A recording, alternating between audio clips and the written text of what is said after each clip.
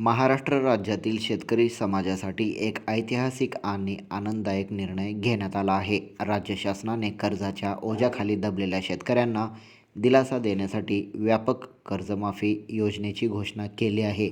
निवडणुकीच्या वेळी दिलेल्या आश्वासनाचे पालन करीत महायुती सरकारने प्रशासकीय यंत्रणेला सक्रिय करत या योजनेची अंमलबजावणी सुरू केली आहे.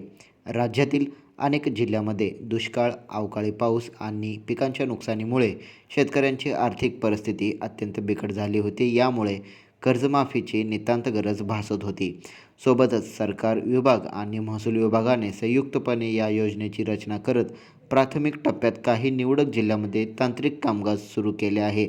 बँकांकडून थकबाकीदार शेतकऱ्यांची संपूर्ण माहिती गोळा करण्याची मोहीम राबवली जात आहे.